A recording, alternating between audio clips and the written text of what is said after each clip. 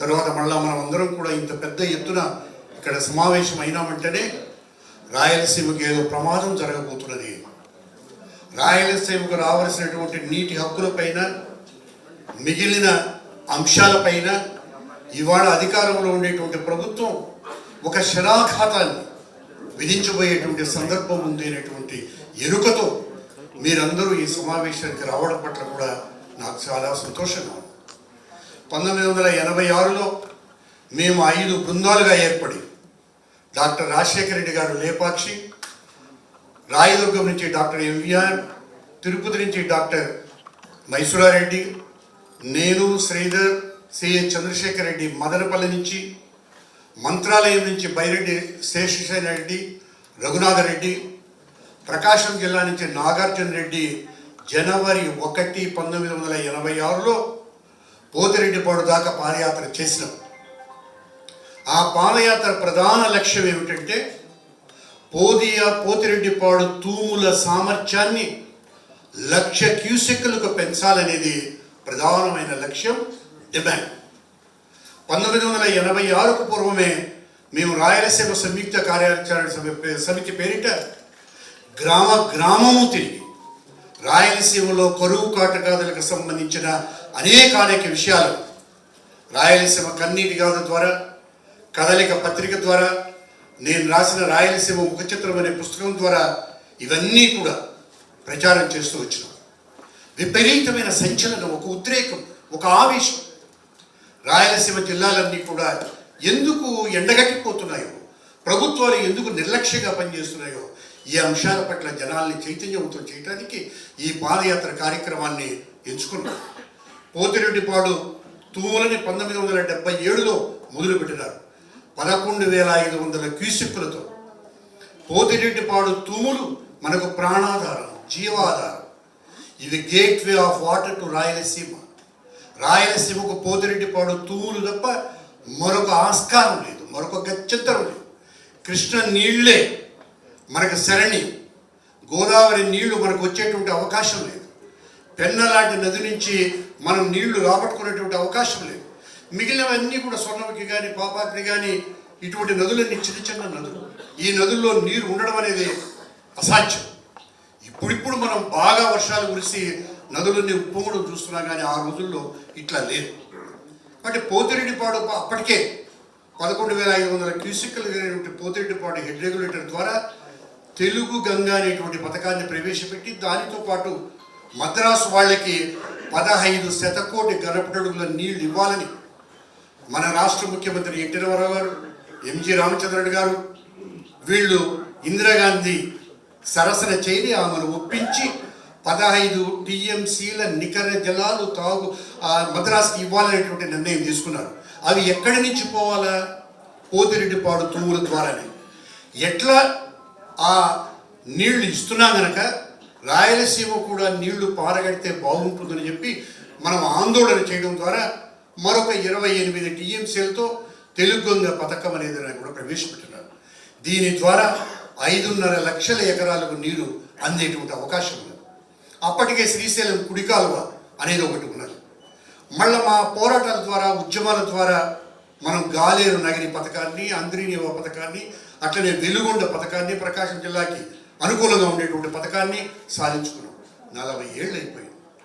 ఈ 40 ఏళ్లలో మేము ఎందుకు ఉద్యమాలు చేసినామో, ఏ కారణంతో ఉద్యమాలు చేసినామో, ఏ లక్ష్యాలనైతే ఉద్యమాలు చేసినామో ఇవాళ చాలా మార్పులు జరిగాయి. శ్రీశైలం రిజర్వాయర్లో నీటి సామర్థ్యం 302 టీఎంసీలు అయితే ఈ 40 ఏళ్ల తర్వాత నేను చూస్తూ ఉండేటువంటి సామర్థ్యం 202 టీఎంసీలకు దిగజారిపోయింది. ఈ దిగజారిపోవడానికి కారణం పూడిక. ఆ పూడికను తీసివేయాలనేటువంటి ఆలోచన ఈ ప్రభుత్వానికి లేకుండా పోయింది. దాని ఒకవేళ పూడికని డ్రెడ్జ్ చేయాలంటే అదంతా కూడా నాగార్జున సాగర్లో చేరేటువంటి అవకాశం ఉన్నది. మరి ఆ ఉండేటువంటి నీళ్ళల్లో మన వాటా ఎంత, మనకు రావాల్సిన నీళ్లు ఎంత, రాయలసీమ కరువు కాటకాదులను చూపించి కదా మనం నీళ్లు సాధించుకున్న కృష్ణలో. ఇవాళ రాష్ట్రం విడిపోయింది. రాష్ట్రం విడిపోయిన తర్వాత మన వాటా ఎంత, తెలంగాణ వాటా ఎంత, కోస్తా వాటా ఎంత, ఇవన్నీ పెద్ద ప్రశ్నలుగా ఏర్పడినాయి. రాష్ట్రం విడిపోయిన తర్వాత పెద్ద సమస్య ఏమిటొచ్చిందంటే తెలంగాణ వాళ్ళు ఈ కృష్ణలో రాయలసీమ వాడికి హక్కే లేదని మాట్లాడారు. రాయలసీమ నుంచి మనం ఏమాత్రము నీళ్లు తరలించుకుపోవడానికి ప్రయత్నం చేసినా హక్కుగా రాయలసీమ వాళ్ళన్నీ కూడా దొంగగా అనైతికంగా నీళ్లను తరలించుకుపోతున్నారు అనేటువంటి ఒక నెపం. శ్రీశైలంలో 885 అడుగుల మట్టం, 885 అడుగుల మట్టంలో ఉంటేనే పోతిరెడ్డిపాడుకు నీళ్లు అందుతాయి. కానీ పోతిరెడ్డిపాడు తూములు కట్టింది ఎక్కడ అంటే 841 అడుగుల స్థాయిలో కట్టినారు. అక్కడి నుంచి నీళ్లు చేరాలంటే 2000 క్యూసెక్కులు కూడా అందుకునేటువంటి అవకాశం లేదు. కానీ చంద్రబాబు నాయుడు 1996లో ముఖ్యమంత్రిగా ఉండినప్పుడు ఒక జీవో తీసుకొచ్చినాడు. దాన్ని 69 జీవో అని అంటారు.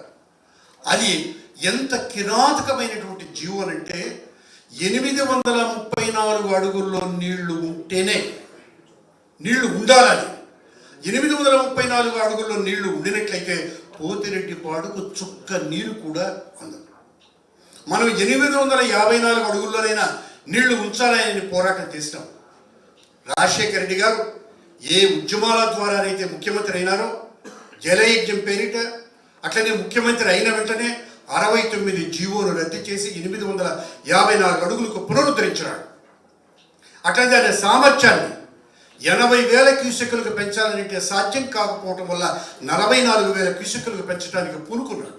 కానీ ఆ రోజు తెలుగుదేశం ప్రభుత్వానికి సంబంధించిన 50 మంది ఆ పని కానీయకుండా తీవ్రమైనటువంటి ఒత్తిడి తీసుకొచ్చి ఆ జీవోను మళ్ళీ వెనక్కి తీసుకొచ్చారు. మళ్ళీ 834 అడుగులేకి వచ్చింది. మన సమస్య, మన ఆవేదన, మన తీవ్రమైనటువంటి ఒకానొక నొప్పి ఏమిటంటే, అరే నీళ్లు రావాలంటే పోతిరెడ్డిపాడు తూములు తప్ప మరొక ఆస్కారం లేదు కదా.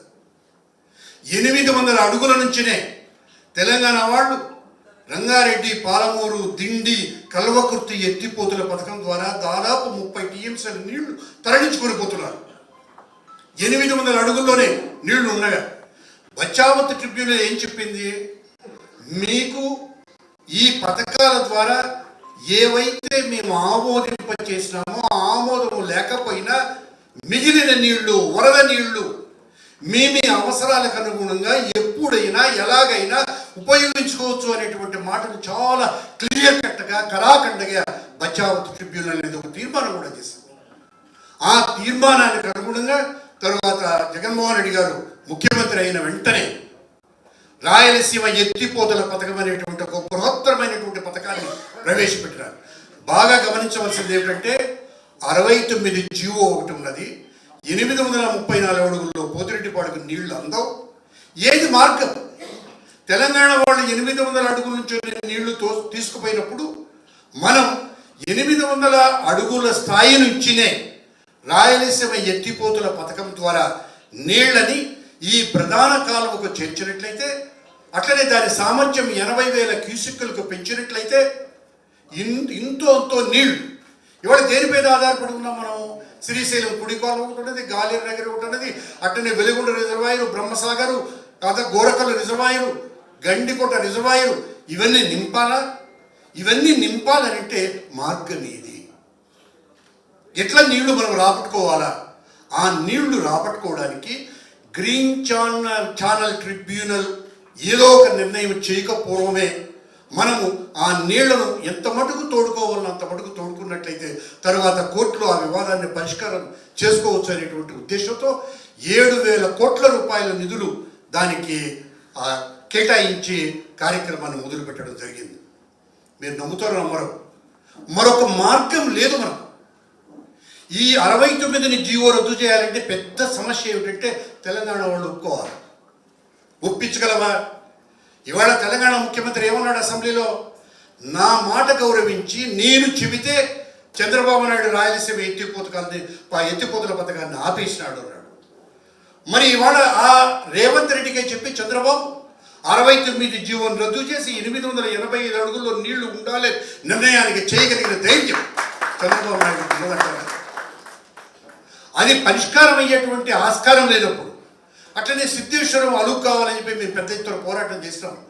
2015లో దాదాపు 30,000 మంది రైతులతో కూడి సిద్ధేశ్వరం దగ్గర మేము ఒక రకమైనటువంటి కార్యక్రమాన్ని కూడా రూపొందించి దాన్ని బలమైనటువంటి ఉద్యమంగా చేసినాం.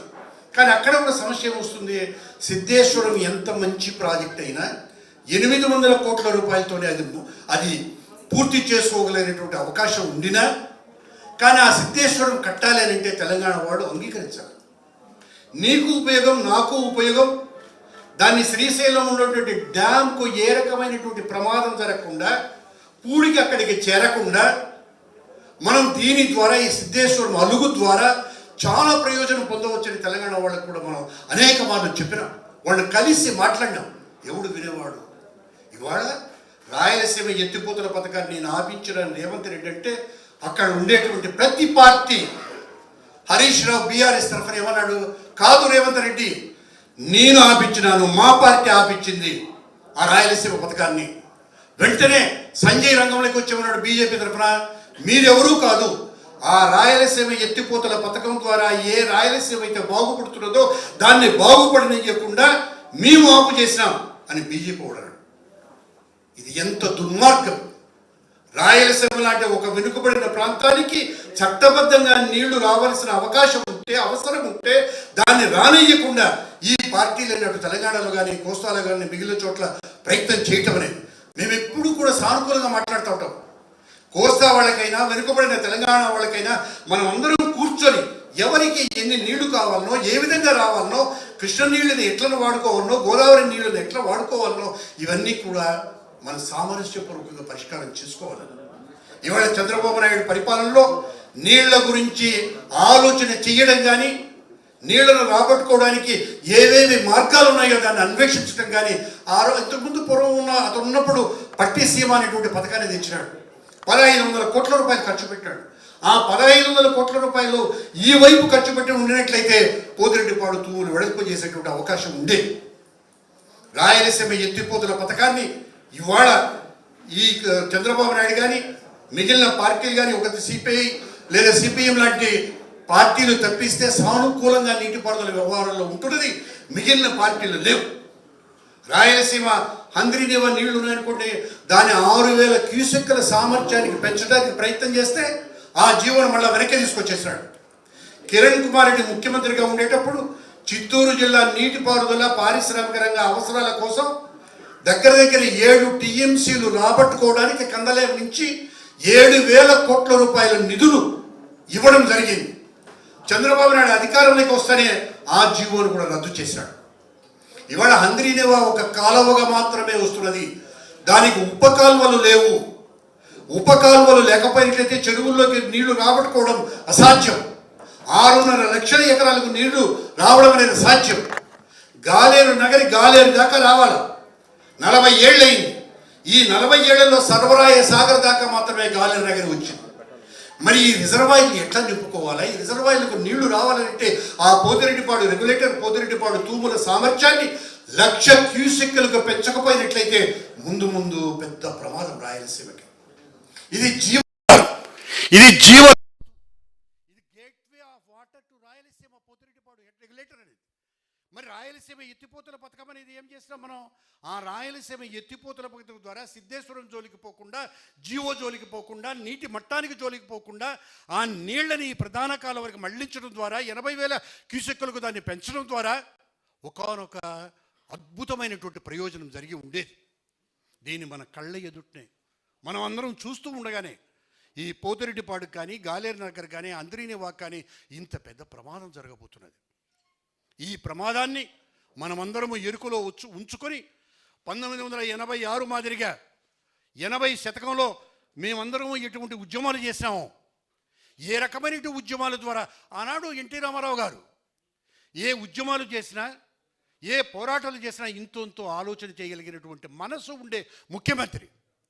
తర్వాత రాజశేఖర రెడ్డి గారు ముఖ్యమంత్రి అయిన తర్వాత అతను ఏ ఉద్యమాలు ఎందుకు చేసినాడో ఆ ఉద్యమాల ఫలితాన్ని ముఖ్యమంత్రి అయిన తర్వాత జలయజ్ఞం పేరిట కానీ, 69 జీవో రద్దు చేయడం కానీ, అట్లనే ఆ 44,000 క్యూసెక్కులకు పెంచడం కానీ చేయడం జరిగింది. ఇవాళ జగన్మోహన్ రెడ్డి గారు ముఖ్యమంత్రి అయిన తర్వాత రాయలసీమ ఎత్తిపోతల పథకం ద్వారా 7,000 కోట్ల రూపాయలు ఊరికైనా అవాకులు చవాకులు మాట్లాడడం కాదు, తెలంగాణ ప్రభుత్వంతో మనం ఎట్లా డీల్ చేయాలి, తెలంగాణ ప్రభుత్వాన్ని ఈ పథకాలు అయ్యా నువ్వు 800 అడుగుల్లో నేను నీళ్లు తరలించుకుపోయినప్పుడు 800 అడుగుల్లో మేము తరలించకపోతే ఏమి ప్రమాదం? మనం ఇక్కడ మాల్యాల దగ్గర నుంచి హంద్రీనవ నీళ్ళు అనేవి మనం రాబట్టుకుంటాం, అది కూడా ఎత్తిపోతల పథకమే. మరి వరద నీళ్లు ఎన్ని, మిగులు నీళ్లు ఎన్ని? ఇవాళ అక్కడికి శ్రీశైలం రిజర్వాయర్కి మీరు నమ్ముతారో నమ్మరో 202 టీఎంసీల సామర్థ్యం ఉండవలసినటువంటి ఆ శ్రీశైలం రిజర్వాయర్లో ఏటేటా దాని నీళ్ళన్నీ కూడా పూడిక ద్వారా నాగార్జున సాగర్కి వెళ్ళిపోవడం వల్ల ఇది ఒక మనం ఏమంటాము ఒక హెడ్ ట్యాంక్ మాదిరిగా శ్రీశైలం రిజర్వాయరు మిగిలిన ప్రాంతాల వాళ్ళకి ఉపయోగపడుతున్నది. కాబట్టి అక్కడ పూడిక తీయాలా, సిద్ధేశ్వరం అలుగ్గట్టాలా, పోతిరెడ్డిపాడు రెగ్యులేటర్ సామర్థ్యాన్ని పెంచాలా, 1,00,000 క్యూసెక్లకి 69 జీవోను రద్దు చేయమని చెప్పాలా. ఇన్ని సమస్యలు మన ముందు ఉన్నాయి. ఈ సమస్యలన్నిటికీ పరిష్కారం రాయలసీమ ఎత్తిపోతల పథకం. నేను ఇందాక అన్నా, నేను వాళ్ళతో మాట్లాడడం, వాళ్ళను ఒప్పించడం, ఇది అయ్యే పని పొయ్యే పని అనేది కొన్ని ఏళ్ళు పట్టవచ్చు. ఆలోగా ఈ రకంగానైనా మనం నీళ్లు రాబట్టుకోగలిగినట్టయితే రాయలసీమకు ఎంతో మేలు జరుగుతుంది అనేటువంటి ఒకనొక గొప్ప మనసు, గొప్ప ఆలోచనతో ఈ కార్యక్రమాన్ని మొదలుపెట్టడం జరిగింది. ఇవాళ రాయలసీమ బాగా గుర్తుంచుకోండి, రాయలసీమ ఎత్తిపోతల పథకం అనేది జగన్మోహన్ రెడ్డి కాలంలో గ్రీన్ ఛానల్ ట్రిబ్యునల్ చెబితే ఆగింది కాదు. పనులు జరుగుతున్నాయి. ఆ పనులు మేమందరం కూడా చూసినాం. మేమేం ఊరికనే ఉండాలి, పాదయాత్ర చేసే గమ్మనే ఉండాలి. మధ్యలో పోతిరెడ్డిపాడుకు పోవడం, ఆ ఎత్తిపోతల ద్వారా ఆ కాలువల ద్వారా నీళ్లు ఎట్లా వస్తున్నాయని కళ్ళారా చూడడం. అట్లనే హంద్రీనవ మీకు తెలుసు, మా మురళికి తెలుసు, 2000లో పెద్ద ఎత్తున ఉద్యమాలు మొలకల చెరువు, పొంగనూరు, మదనపల్లిలో చేసినాం. నీళ్లు వచ్చేటప్పుడు హంద్రీనవ నీళ్లు, ఆ నీళ్ళు ముందు పరిగెత్తన నేను, ఆ నీళ్లు ఎట్లా వస్తాయి కాలువలు, ఆ పరుగు ఎట్లా ఉంటుంది, నేను ముందు పోతా ఉంటే నీళ్ళన్నీ మా వెనక రావడం అనేది కళ్ళారా చూసినటువంటి అనుభవం ఉన్నది. కాబట్టి ఆ నీళ్లు మనం అనుకున్న మేరకి ఇవాళ తెలుగంగ ద్వారా 90,000 ఎకరాలకు కూడా నీళ్లు అందడం లేదు. గాలేరు నగర్ అనేది ఇప్పటికీ సుసాధ్యం కాలేదు. హంద్రీనీవా ద్వారా 40,000 ఎకరాలకు కూడా, దాని ఎన్ని ఎకరాలు పారాలి? అవి 6,40,000 ఎకరాలకు నీళ్లు పారాలి. ఇంత దుర్మార్గమైన వైఖరి రాయలసీమలో కొనసాగుతున్నది కనుక ఈ రాయలసీమ ఎత్తిపోతల పథకాన్ని మనం ఒక దీక్షతో, నిబద్ధతో, గట్టి పట్టుదలతో ఎన్ని ఉద్యమాలు చేసినా, ఎన్ని పోరాటాలు చేసినా వెనుకాడకుండా దాన్ని సాధించుకోవడం అనేది మన ఏకైక లక్ష్యంగా ఉండాలని, ఆ లక్ష్యం వైపు మీరందరూ మాకు అండగా